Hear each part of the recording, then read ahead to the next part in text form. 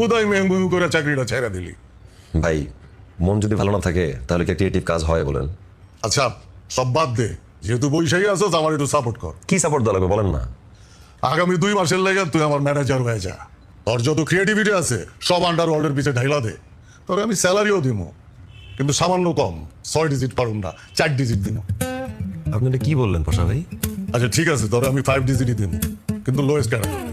ভাই আপনার আমাকে 1 টাকা দেওয়া লাগবে না, আমি আপনাকে এমনি সাপোর্ট দিব। আপনি আমাকে কোম্পানির ডিটেইলসটা দেন, আমি বাকিটা দেখতেছি। তাইলে প্রতিদিন সকালবেলা আমার রুমে বসে তুই আর আমি অফিস করব। ওকে ডান, আমার আপনার সাথে কাজ করতে ভালোই লাগবে। আমরা যখন অফিস করুম তখন তোরে আমি বিদেশি কফি খাওয়ামু, খেজুর বাদাম বাদাম খাওয়ামু, তুই আমার স্যার ডাকবি। কেন ভাই, আপনি কি কোনো ব্রিটিশ লর্ড আপনাকে স্যার ডাকতে হবে?